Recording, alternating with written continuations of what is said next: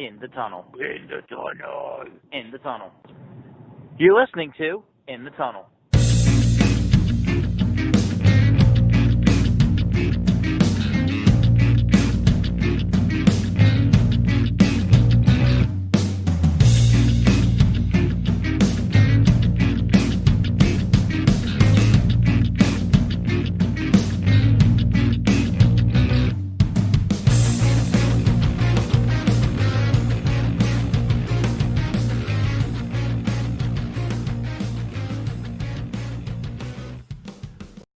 Hello and welcome to In the Tunnel, episode number 101.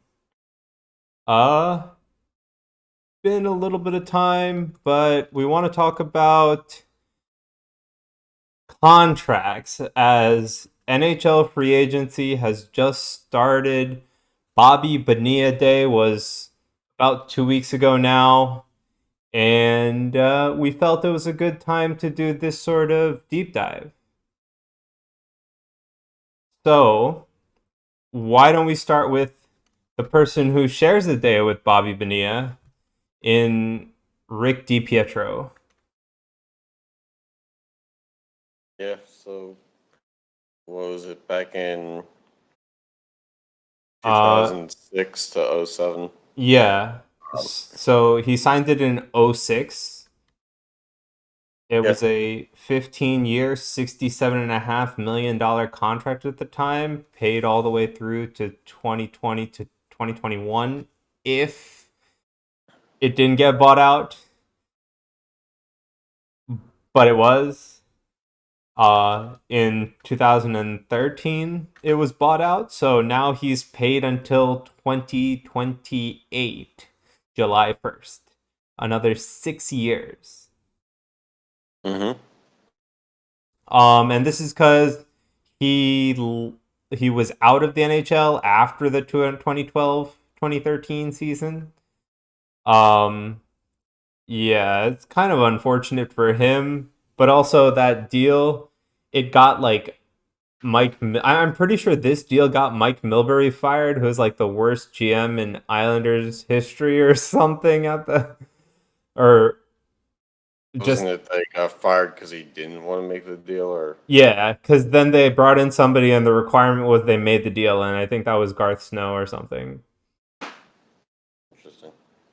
Yeah, but yeah, somehow it got Milbury fired, and Islanders fans are happy. Um, but yeah, they still were left with this.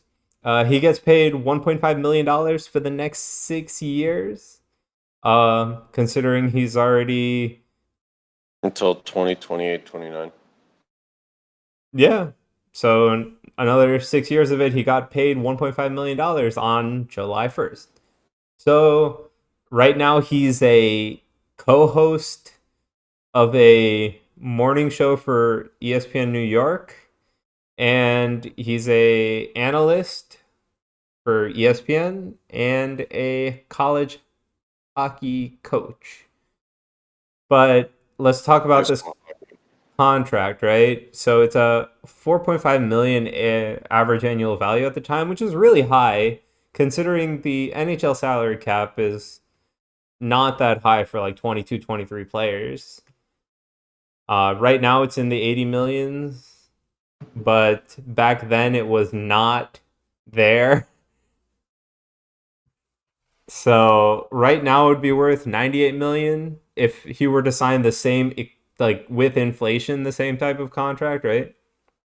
Mm-hmm. I So wonder if the same cap restrictions exist for percentage of cap too. yeah, I don't know. I mean, since then there's been newer, like, since then there's a limit on the length of contract now too because of Ilya Kovalchuk, which I don't know if we'll get to, but yeah, there's a bunch of different restrictions. I don't know what the CBA limit is, but I don't think I've seen. Well, it has to have been ratified since the Yeah, two wild contracts, but yeah, it has to. But yeah, this contract turned out to be pretty bad for the Islanders. Everybody thought it would be because they're still paying him, still taking a cap hit. So All we know was actually, now that I think about it, wasn't Gaudreau's contract the other day 10 years? Gaudreau's contract was 7 years, 9.8 million. He Okay. could go up to 10 years though, definitely. Well, was that because he was with Calgary and they offered No, Calgary because for I sure? think the Devils were gonna offer 8 years. Yeah, maybe Calgary could go up to 10 years, but I think the Yeah, Devils were offering eight like years. like a restricted free agency, the home or the team that has his rights. I don't Maybe. know. I, He was a UFA, he was a so UFA. I don't know. Yeah. I mean, there's nothing more to say about this.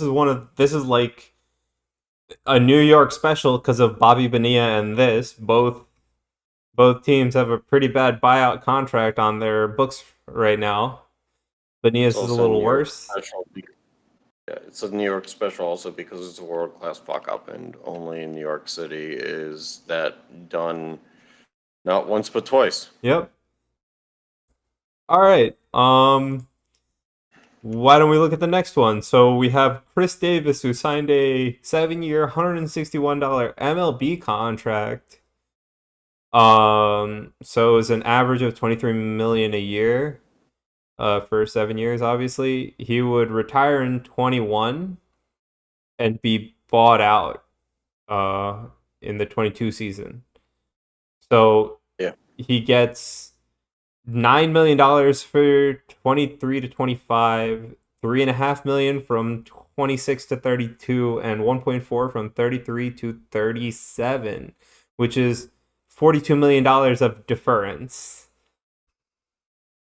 Mm-hmm. That is a long buyout, but I mean, at the same time, they only bought him out in 22, right? Not 23? Because he Let's retired in see. 21, so they bought him out in 22. I have to find it. Because that looks like a weirdly loaded contract if they're able to defer for that long. It was loaded. Um, it was three different amounts if I remember. Yeah. Um, it was. It started with a high amount of. Oh, okay. From 2026 to 2020 or to 2032, 3.5. he's 3.5 million. Yeah. But Then I'm saying, 1.4 million from yeah. 2033 to Yeah, but 37. what I'm saying is they only bought him out in the last year of his contract. So they had $42 million still to pay him in the buyout. I think potentially the contract was supposed to run longer because he's only 36 now. Oh. Okay. So it was,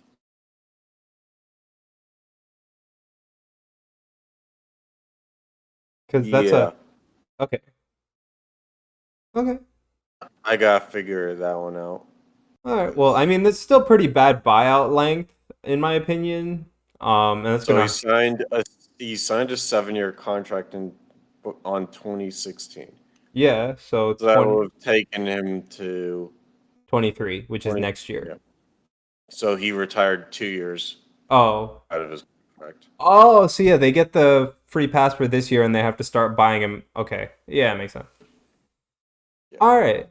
Well, let's look at another bad hockey contract. David Clarkson, the Devil, well, ex-Devil before he went to the Maple Leafs, 7 years, 36.75 million with an AAV of 5.25 million, which is really high for what he does for hockey.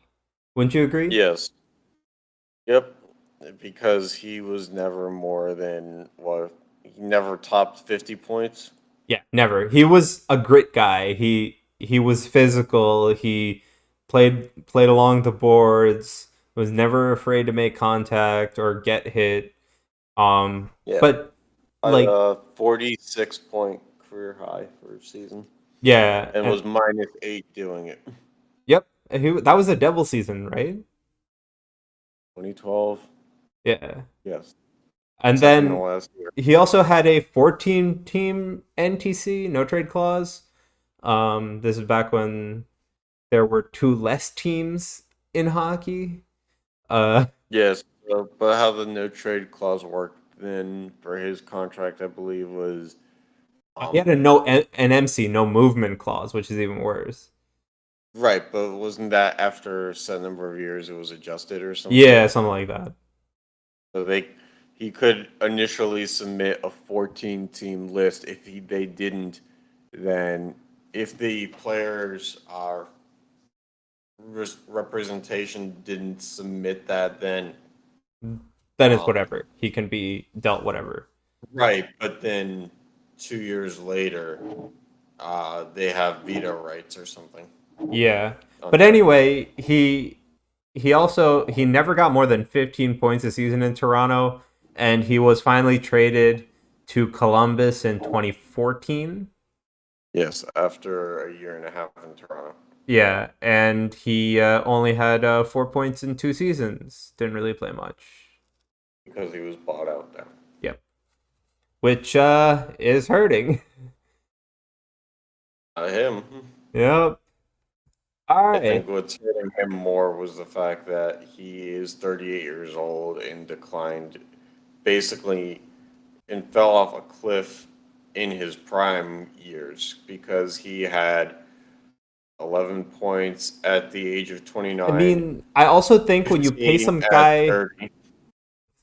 5.25 million, you're trying to put him in a role that he doesn't do, right? He was a fourth liner that was there to be physical and, play along the boards. $5.5 million is not a fourth line player. It's not even a third line player. You have to be top two in the NHL. Mm-hmm. So I also feel like it was like kind of, they were just now caught in, they're spending so much on this guy, they have to play him in a way, and he's just not that. Yep. All right, well, let's also take a look at the Canucks, who signed Roberto Luongo to a 12-year, $64 million contract at his time. He had also had... Looking back on it now, 12 years for 64 million is child's play for what today's money is. But I mean, yeah, he was supposed to be the star goalie, so five and a third AAV is child's play now, but that was still 10% of the cap back then, wasn't it? I mean, I guess, and I also guess that you have a point in that goaltenders really don't control all the cap because statistically speaking, what's 1% difference over the course of 82 games? Like But you have Montreal, right, with Carey Price, who has the highest goalie contract at like 8 million or 10 million. I forget what. right, but And Montreal is the largest goaltender contract ever. yes, and it's not really helping them as much as, getting a goaltender worth 5 million and using that money to get another weapon or even a second, a third line weapon and a second line weapon. Also, I'd say the same thing of Bobrovsky in Yeah, Florida, who's getting 10 million a year. yeah, I agree. So, like, goaltenders are in a weird spot because there's two of them. You pay one of them quite a bit more usually, but at the same time, their position isn't really the one that commands the most money. Because this is still a fairly big contract for a goaltender to sign if they're like a middle of the pack goaltender. You don't really see a goalie sign this contract. You see them sign like a $4 million contract, I feel like, or a Bobrovsky and a Price contract. So Price makes 10.5, Bobrovsky makes 10, Vasilevsky makes 9.5, and then John Gibson makes 6.4. Yeah, That's exactly. the high. But you can see top three, and then John Gibson, $3 million lower. And then now the Toronto Matt Murray, who makes 6.25, which is its own nightmare. Hellebuck makes 6.16. But Binnington makes 6 even, Markstrom 6 even, Grubauer just under 6, Yeah. Quick still under 6. So I feel Just like 5 1/3 is like a middle of the pack kind of goalie rate. so let me just say that anybody from number 4 with Gibson at 6.4 to Sorokin at 25 The Rangers, is yeah. within that $2 million difference. Yeah. So like goalies are in a weird spot. You pay the best of the best, which I would say Bobrovsky, Vasilevsky, and Martin Price Jones. are the best of the best. You pay them a lot of money, but if you look at Tampa Bay, they're having a bunch of cap issues, even though players are taking slightly more team friendly contracts. Aside from Sergachev, we have no idea what that is. But the rest of them, they didn't maybe take the most team friendly contract, but sure they could have gotten more money. Yeah. And I mean, you're still paying Vasilevsky 9.5, right? So, Yeah. but again, that's literal. There's such a difference between the top three and the rest of the pack. It makes me wonder because of how the Lightning have been so competitive for so long and at the top competing for finals every year, what the dynamic of that team would be if they kept everybody but Vasilevsky and just every year played with a different goaltender. Because as you said, to me, it's, like a new guy comes in and what's the real difference if So, I he's mean, competent? the problem is how long it takes goaltenders to develop, I think.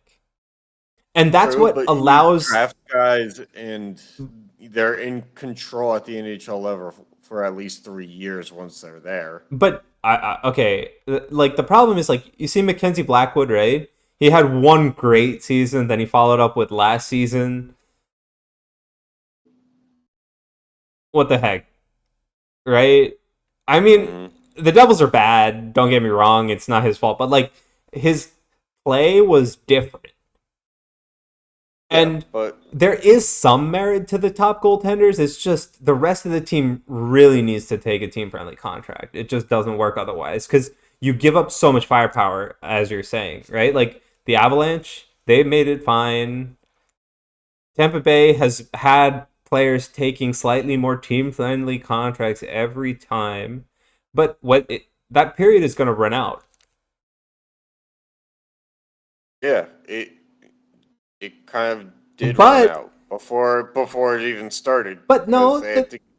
they had Yeah, others take yeah. more team friendly contracts before this. What I'm saying is they I'm made. referring all the way back to before their competitive window was actually what it was. I'm referring to the Jonathan Drouin stuff. Oh, yeah, okay. They got They rid of him got though, rid didn't of they? guy. Yeah, they traded him because he wanted all that money. Yeah. And so their system started before they were even competing for, the finals because Hmm. they were getting to the conference finals at that point in time, but they also didn't have their players develop into what they are now at this point. Yeah. But the thing is, like, if you look at Tampa Bay, you always see Hedman and Stamkos, and they lead the team pretty well, I think. Yeah, and Hedman wasn't, you know, the star he was beforehand. No, but like it's paid off for them, but I think it's going to start to decline. Like they lost Palat. I mean, there's no guarantee Palat's going to do what he did in Tampa Bay, but he still was I would a say no. pretty like he's still probably worth something. It's just they couldn't pay the 6 mil or 5 mil for him, whatever he would have wanted. Right. Again, what I'm saying is, you know, yeah, Palat probably isn't the most talented piece that you build around keeping versus Vasilevsky, but I'm just saying it intrigues me that Yeah. um, teams don't say everything in front of this goaltender seems to be flawless, so the goaltender is interchangeable to a degree. Yeah, I mean, you kind of see that with other teams. Like the Penguins. The Penguins literally just don't give a crap about their goaltender. Well, that's because all their goaltenders are fucking head cases and need to go to, psychiatric help. Hey, it takes a type of person to allow 100-mile-an-hour pucks to be shot at you, okay? Yeah, that person doesn't have to go to therapy because of the 100-mile-per-hour pucks, though. They have to be in a certain state of mind to allow a puck to come flying at them, though. Yes, it's called sedated. Anyway, so this guy had a modified no movement clause, which was a 5-team list. Um, but he ended up being traded to the Panthers in 13. And he would play there until the 18-19 season. This was a few years into that deal. Well, you say play, but let's really, No, he played for the first 2 years yeah, at least. yeah. When I say 2018-19, I mean like at that point it was sparingly. Oh yeah. But in 13, in like 14 and 15, he was playing. Yeah, absolutely. I'm not saying you're wrong. I'm just saying like he declined as all Yeah. players But do. the Florida's another case. Like they had Radulov and they had a bunch of youngsters. Like Ekman Larson was on the Panthers at that time. I'm pretty sure. Like, What? Oliver Ekman Larson? or no, was it? So who? Oh, was it Ekblad on the Panthers? I forget. Yeah, Ekman Larson was drafted by the Yeah, Coyotes. the Coyotes, right? But they had like young players, and Is he even though still in the the league? Panthers were bad, the team was okay. Like it wasn't really Longo's fault they were losing or winning. It was how did the offense in front of him kind of show up? They weren't like goalies.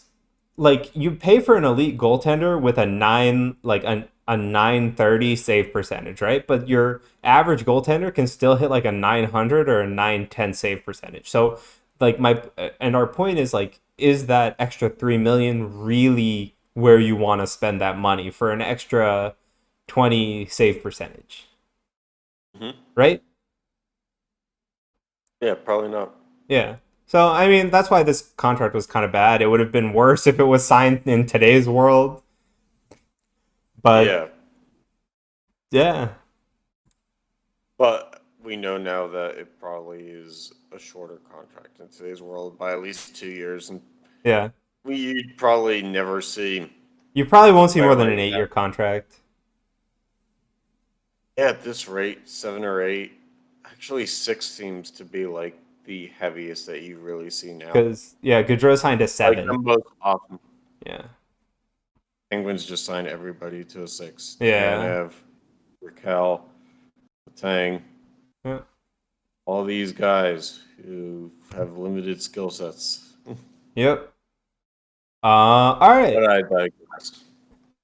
all right. Now we go on to basketball for the first time, where the Golden State Warriors signed Chris Webber to a 15-year, $74.4 million contract, which was 1.6 million in the first year and 4.6 million every year after, which was his rookie, his entry level contract, by the way.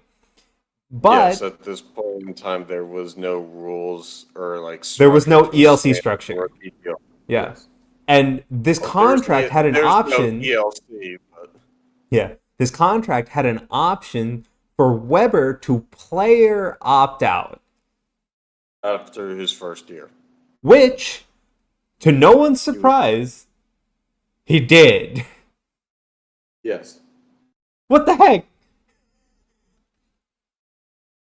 What? And that's why you take him first overall, is so that you can lose him immediately after. For nothing, because you gave him a player option. What the heck did I just see? Well, let me tell you. What makes it worse was this might have. I know we talked about the Orlando Magic in the last episode.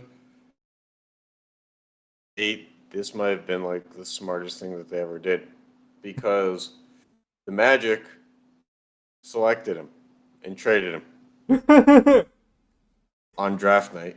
Wait, And what? Well, what? They traded him so they got something, right? Weber was selected by the Orlando Magic with the first pick, becoming the first sophomore since Magic Johnson to be selected number one. They immediately traded him to the Golden State Warriors in exchange for Penny Hardaway and 3 future first round picks. And Golden State signed him to a player option first year deal. Yes, and nothing says this is stupid than watching your guy play 1 year, win Rookie of the Year, make And then All leave. NBA rookie first team, and then leave. So Great. basically, he played a prove it deal to be in the league, Mm-hmm. and he won. He bet on himself. He got the accolades, and he Yep. left. That's So he that is went. the worst contract in its own way for the sports team. Great contract for Weber. Terrible for the sports team. All right. Well, let's continue. We're back to baseball here, where we have Miguel Cabrera Right, I'm signing. looking. I want to see how he went to the Washington Bullets. I want to see how they did in the next 4 years. And I just want to say maybe Google searching 1994 Bullets wasn't the like best idea I ever made, but it gave me the right results. Okay. So in the 4 years that he played for the Bullets, let's see here. 21 and 61, Okay. 39 and 43, Okay. That's not bad. 44, 38, That's not bad. 42 and 40. That's not bad. But how much did he make? Well, let's see if I can find that. I don't know that that information is going to be there, and maybe it is. Let's see here. He made 7 million, uh, 7 million, 8 million, and 9 million. So two seven For millions. for whatever reason, Spotrac thinks that he actually played 1994, 95 in Golden State. All the other sites that we've checked before recording this seem to say otherwise. Yeah. All But right. Well, yeah, he made more he money, which was his goal, I he guess. made 2 million in his first year with Washington. Because Yeah. I trust Basketball Reference to have captured everything. Yeah. All right. Well, now on to Cabrera, Miguel Cabrera, who signed an 8-year, $248 million contract. At the Um. age of, He signed it at the age of 34. okay, that's always when you extend good players outside of the Penguins. Yeah. So his lowest actual amount paid is 28 million. His highest is 32 million, right? Sounds like he's owed a lot more money.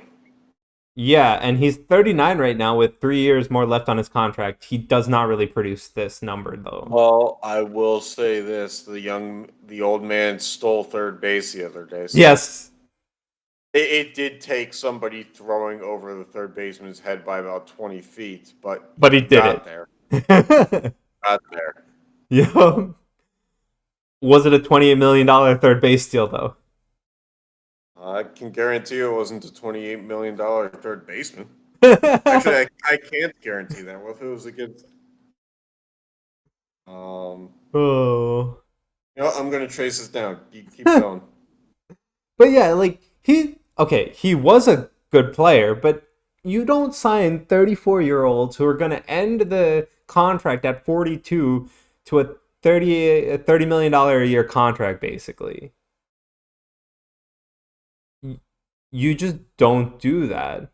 So I don't understand what the Tigers were thinking. Getting closer here. Manuel Rivera. No way. Nah. Manuel Rivera. Oh my god. 700,000 Nope. Yep. Thought I told you. on a 1-year deal. All right. Let's And look at a. wait, Let, wait, wait. Yeah, either way, the two catchers I'm looking at, because I have to factor in the catcher for the Royals who also made the horrible throw. yeah, but there's no way he's a Neither one. $28 million catching. Well, Salvador Perez was pretty good. I just needed to see if he was still on the team. Uh, Uh, he's hurt. uh. Okay, so, but yes, he was making 20.5 million. So fuck you. Anyway, next baseball player, Albert Pujols, who left the Cardinals for the Los Angeles Angels of Anaheim. Actually, I do have to apologize because it wasn't Salvador Perez who made the throw. It was somebody who was making. Uh, Actually, both the other catchers make 700,000 a year. So no matter how you slice it, third baseman or catcher, it was a $700,000 throw Okay. catch. Okay, well, anyway, so yeah, Albert Pujols signed a 10-year, $240 million contract that was super backloaded. You mean 42-year-old in the home run derby at the age of 42? Are you kidding? MLB, you make stupid decisions, Albert Pujols, right? Yep. And This is 2022, it and they was actually put an old man in basically diapers in the home run derby and said, hit a ball for the next 15 minutes, and you do not get more than a 30-second break. anyway, his contract was severely backloaded. Um, but he was released in 2021, and he went on to make a reunion with the Cardinals, where it's the only place he ever succeeded. Yeah. I mean, it was honestly, it would have been a great deal for the Angels if they had released him sooner, Yeah, but especially because he was only a one-time All-Star yeah. in his tenure with the Angels. But um, I don't really know. Yeah. Like he didn't really get bought out of that Nope. as much as it just kind of mutually fell apart Yeah. because the Angels did not want to keep playing him at the age of 39 Nope. or 40, whatever the hell it was. Nope. Definitely And not. it's amazing in sports. Like, yes, I get that players need to feed their families and stuff forever, but you like, and not to keep going back to the Penguins, but you really got to stop paying players guaranteed money into their 40s. Yeah. You really need to stop that by age 38. 38's gotten it. It is cutting it, and that's why you can't keep pushing it to 40. Yeah. All Like right. 38 is kind of pushing it. Like David Clarkson is 38 now. Yeah, He's but been his out of the role, league okay, for 7 years. his role was never a $5 million NHL maker, though, like money maker. Right, but they gave him a contract as if he was going to play till 40. You don't understand. No other team would have given him that contract. Like, all Devils fans. Right, so why was one team giving him that contract? You have to ask Toronto, man. They have too much dough, apparently. Well, yeah, they didn't have any problem recouping it and giving it to Tavares to load his baby fucking house too. That the whole world can see that he fondled himself as a teenager in Maple Leaf sheets. Anyway, next contract. Prince Fielder, 9-year, $214 million. Yeah, and this one is more like not really the fault of anybody, just kind of unfortunate. Yeah, this one's like the most circumstance. unfortunate of the bunch, but yeah, Tigers were trying to make a push to win, basically. So they signed Cabrera, Kinsler, and Victor Martinez. No, Kinsler was in the trade. We found because this is a re-recording. We tried to do this when Sean was here Yeah. July 4th. I found out after the initial recording, Kinsler was traded in the Prince Fielder deal. Oh. Okay. But yeah, they were still trying to get a winning team right? But after Fielder signed that, it really didn't work out. He ended up being traded to the Texans 2 years after, so in 2014. Uh, Not the Texans. uh Texas, the Rangers. That Okay, guy. I could swear you said Texans, but Yes, I did, but the Rangers. The Texas Rangers is what I meant. yeah, Sorry.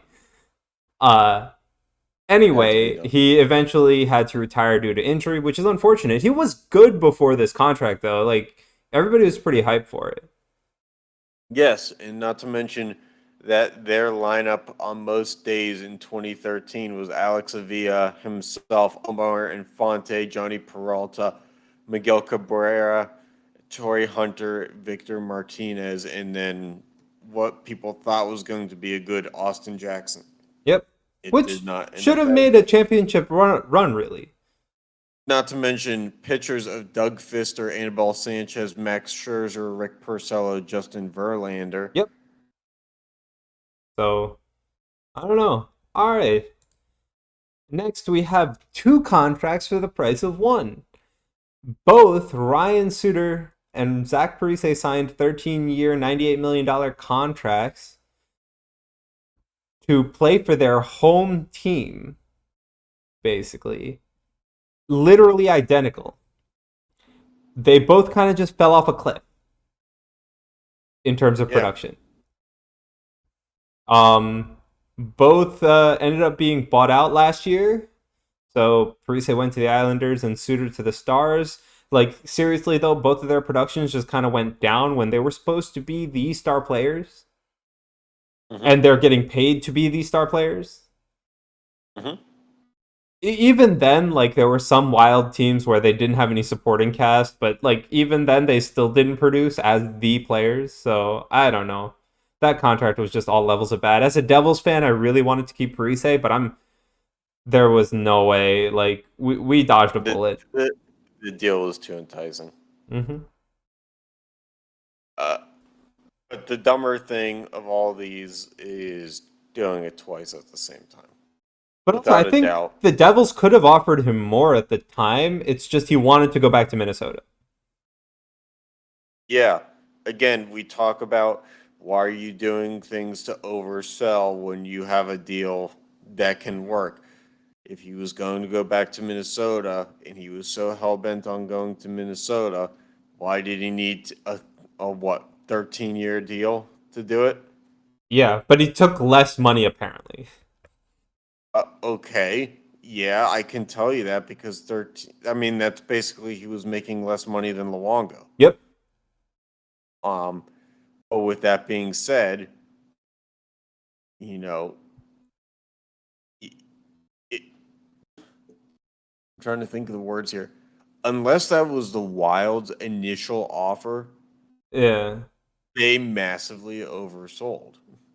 Yeah, I don't know, man. But I know if he didn't want to go back, I'm sure he could have got more money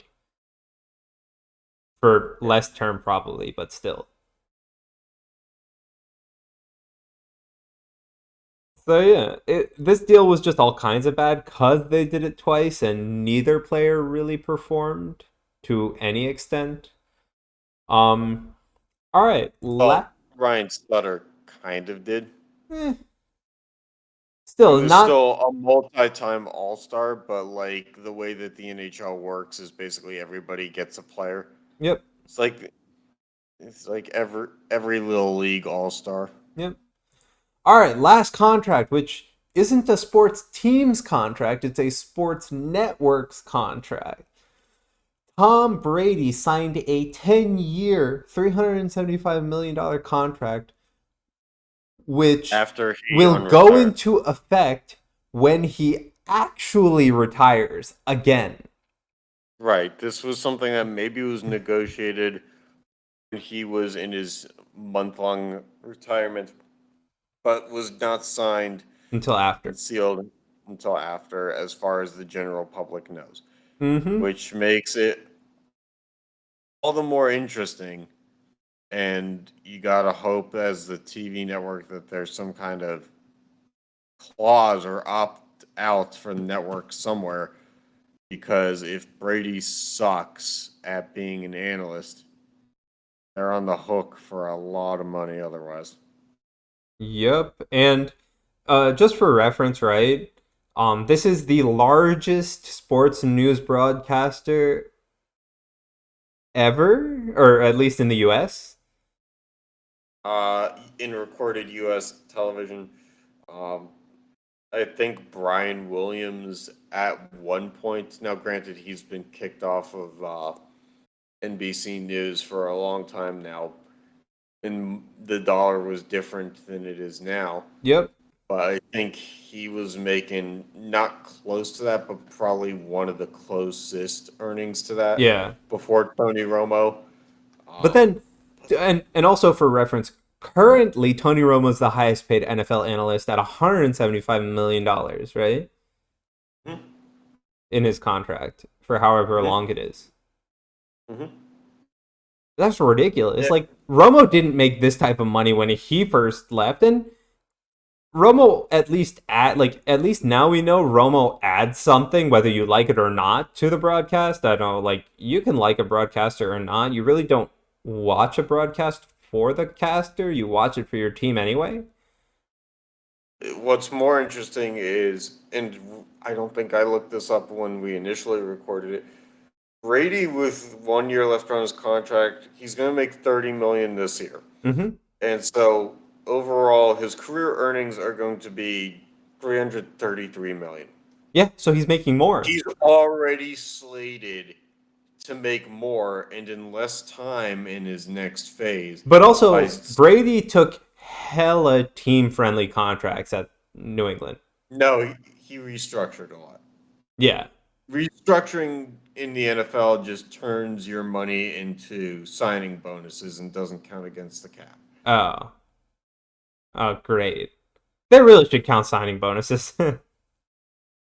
That's Yeah, ridiculous. well, that's how a lot of quarterbacks, get big name guys to come play with them.